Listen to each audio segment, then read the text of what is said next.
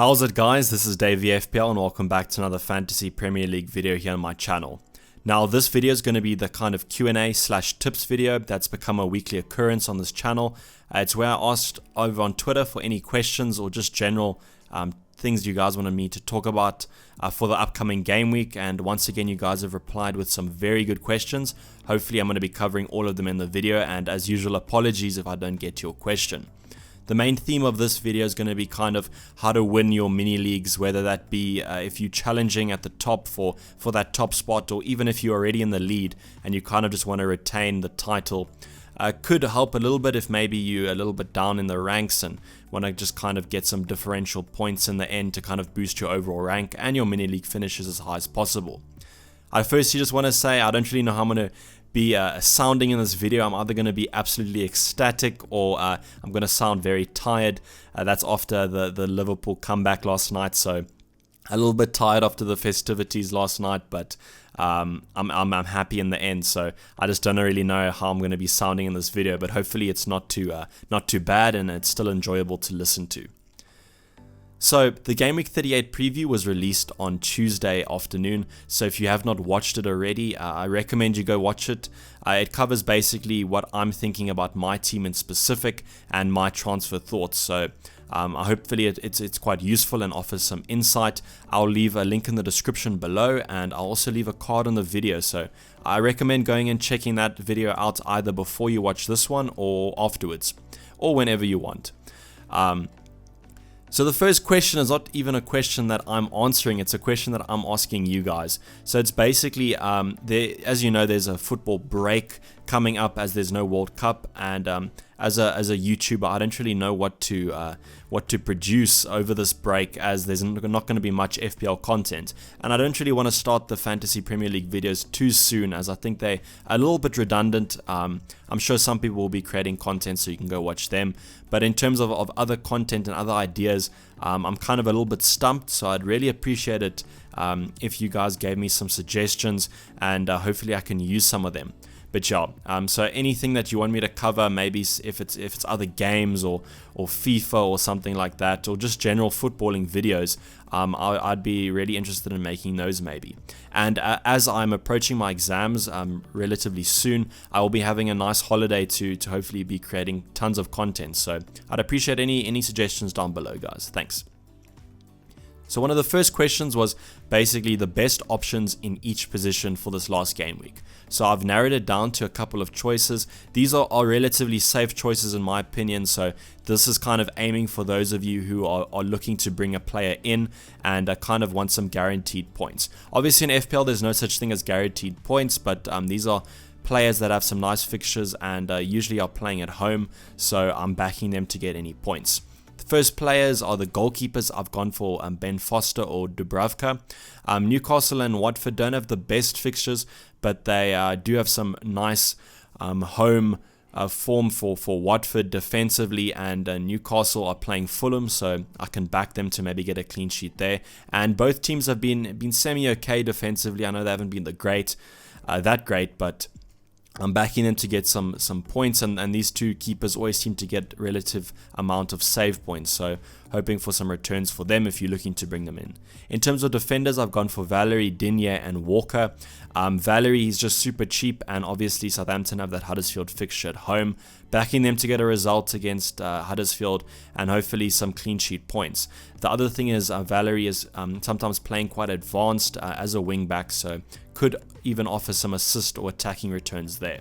Digne, there's not much to say about him. Everton have been remarkably better defensively and overall in the past couple game weeks, and Digne seems to be everywhere in that Everton team. He's taking some set pieces and mostly free kicks, so you can even offer some attacking returns, and overall has been one of the best Everton players this season, so can definitely see him maybe getting some returns.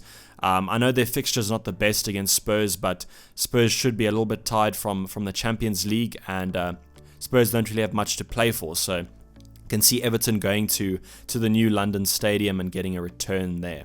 Then we have Kyle Walker, mainly just as a little bit of a differential to the consistent points hauls of Laporte.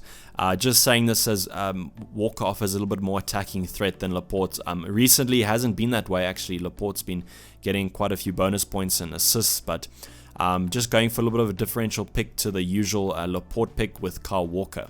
Then in terms of midfielders, I've gone for Bernardo Silva. The Brighton fixture to me is quite a good one, and I think Brighton are going to be on the beach, so Man City should win by a comfortable margin. I just really enjoy Bernardo Silva as a player, and he definitely passes the eye test. If you did watch the Leicester game, he was all over the show, and he was kind of the only player really pushing that Leicester attack down that right flank. So can definitely see him getting some returns, and hopefully it's going to be in this game week. Then I've gone for Redmond, much as Valerie. They've got that Huddersfield fixture, which seems to be the best fixture this season. Redmond was rested in the Saturday fixture, or if they played Sunday. He came off the bench at halftime, which is a relatively good sign because it shows that they needed him, and he was one to rely on from the bench. Can see him starting this weekend, so hoping that he can get some returns. Other player is Fraser. I know they're playing Crystal Palace away, but Fraser's been one of the most consistent assisters in the Premier League this season, up there with Hazard. And I can see Bournemouth kind of going after this game. I think it's going to be a goal fest, and whenever it's a goal fest, Ryan Fraser's either on the end of it or he's the player distributing it. So can definitely see some points from him. Then in terms of forwards, I've gone for a little bit of a, I know it's a differential pick, but it's not that differential. It's a Vardy against Chelsea. Similar reasons to Spurs. I just think that Chelsea don't have much to play for. They've kind of wrapped up top 4 already. So, and defensively, they haven't been that great recently. Vardy is going to be looking to bounce back after that Man City disappointment, and I can definitely see him getting some goals at home. Then we've gone for Troy Deeney coming back from his red card suspension. I just think that Deeney's one of those players that always puts his heart out on the field, and he's probably one of the best players to have for the last game week of the season, as he's basically guaranteed to go all out. I can see him getting some goals at home, and he's always the type of player that wants to please the fans, so on the last game week of the season, I can see him maybe getting some returns. Then I've opted for Shane Long as a little bit of a cheap enabler. You can go for Shane Long or Danny Ings.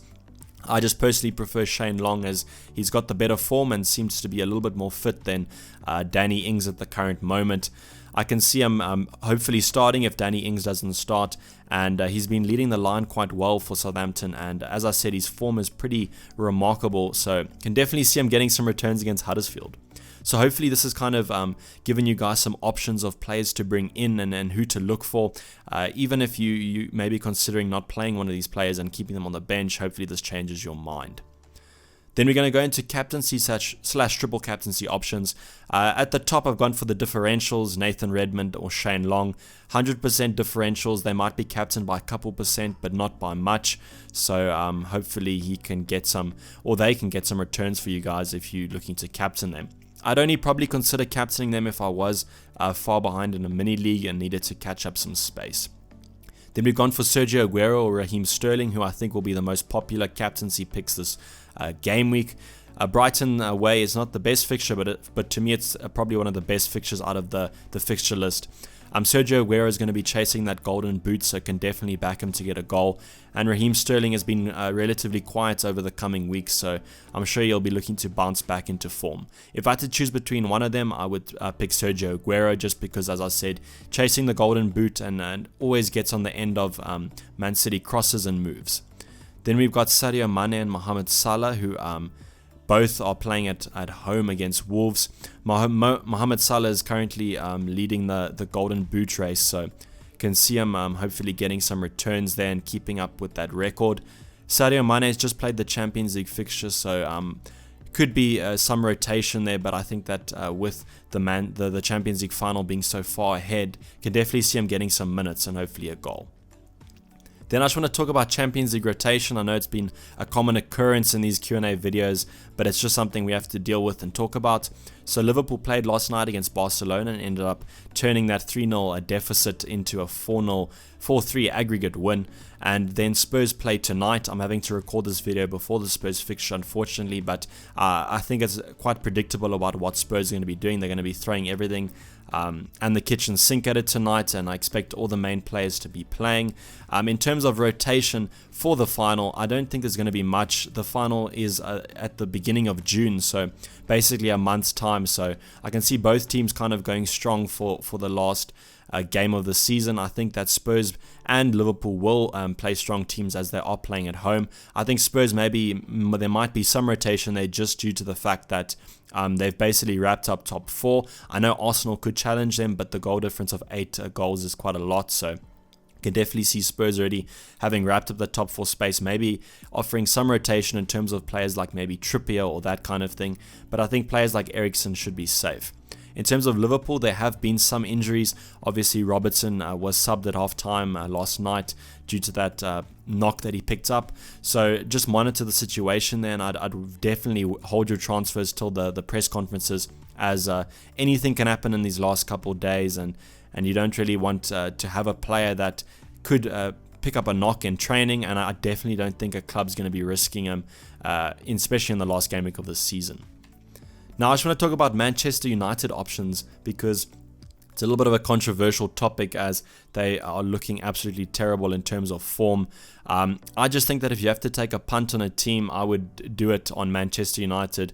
I think the Cardiff fixture, although Cardiff probably will be a little bit resilient, I just think that the relegation has hit them probably a little bit hard, and I can see them kind of being on the beach a little bit in terms of defense. I think that Manchester United don't have an option but to bounce back against Cardiff, especially at home. They're going to be wanting to put on a show for their fans after this quite bad into the season. In terms of options for them, I'd basically only look at these 3 options: Pogba, Rashford, or Martial. One thing to note is I just made a mistake here, is that Martial is a midfielder, so apologies for that. But Rashford being the only forward currently available with Lukaku a little bit injured. So I would wait for the press conference and see if Martial is fit. I then would probably bring him over Pogba, as Pogba's just seemed to be a little bit deep at the moment. But my preference would probably be Rashford if you can bring him in. I know a lot of us have Jimenez in our teams, so you can probably bring him in for Jimenez. I just think that if you're going to take a punt, you might as well just do it. And if you need to catch up points, all these players are relatively low owned, so you could opt for any of them. Again, apologies for Martial. He should be listed in the midfielder bracket. Just a mistake there from me. Apologies. Then I'm going to just give you guys some teams to back on this final day. I know I spoke about basically you back the home team, as they're always going to want to put on a show for the last game week of the season. And generally teams go on a parade around the stadium after the game. So don't want to end that parade with a losing parade. So these are some teams to back. I know Leicester are not at home. Well, actually, they are at home against Chelsea. So I know I was going to say I know the fixture's not the best, but I can definitely see Leicester getting something out of this game. It might not be defensively, but definitely attackingly. So players like Tielemans, Maddison, and Vardy are all great options there. Watford are also at home. I've gone through some of their options that you can go for. Southampton as well. Obviously got that plum fixture against Huddersfield, so could back them to get a result. And then I've also gone for Crystal Palace. Crystal Palace is a little bit hard to predict as they are playing Bournemouth. I just think that they have some good form against kind of these last game week type games, with Van Aanholt always kind of picking up goals towards the end of the season, so could opt for them. I don't think defensively that's going to be that great. I think Bournemouth are going to come at them and score a couple goals, but as I said previously in the video, that I think this is going to be an absolute goal fest, so I could back both teams. I would actually have Crystal Palace or Bournemouth players. I would definitely play them. So these are all some teams that you could opt for if you need some cheaper players to kind of back or to bring in. Last thing is, I was asked about my past record in Fantasy Premier League, and also just some general strategies I've gone for this season. So firstly, my record, I also thought I would tie in kind of how I got into FPL through this video.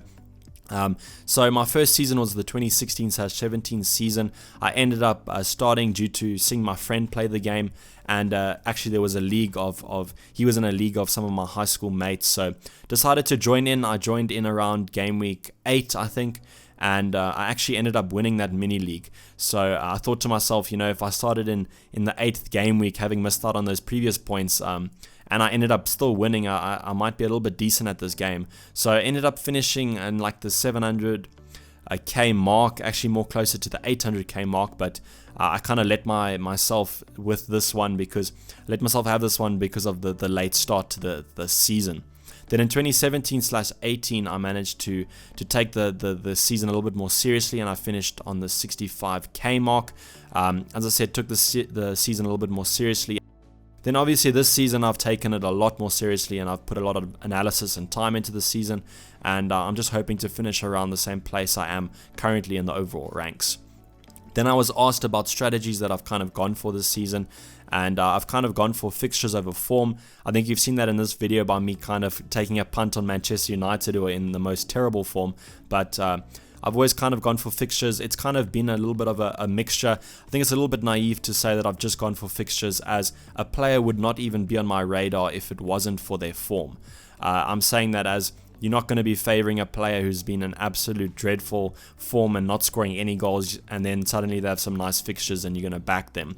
Obviously, they have to have some nice goal scoring records or assists to kind of be on the spot anyway. So, but I've kind of always gone for fixtures a little bit over form this season. I don't think it's going to be working for every season. I've got a little bit lucky, and I've kind of ridden the luck train a lot this season, but that's kind of just how I've gone for it. The other question was formations to kind of go for. I think the go-to formation this season was a packed midfield. I just think that there was more midfield options that were scoring points for their price. I know there were still forwards and defenders that were scoring nice points, but in terms of bang for your buck, midfield was where it's at, and I think this season you kind of could go for 2 forwards and then stack your defenses and midfields. I think that was probably the best strategy to do this season. Obviously, it changes every season, so keep a lookout for next season. I think this was a generally good season for defenses and midfields. I think the forwards were lacking a little bit in terms of points. So that's basically going to wrap up the video, guys. So I just wanted to wish you guys good luck for the finale or the end game of this FPL season, and I hope you enjoyed the video. Please like if you did, and otherwise subscribe if you are new or kind of are wanting to look forward to that next season content and get it as soon as possible. I appreciate 7k subscribers as well, and all the milestones we've hit and thanks for all the support you've given me this season. But otherwise, I'm going to be signing off. This has been Dayvy FPL, and I'm out. Cheers, bye.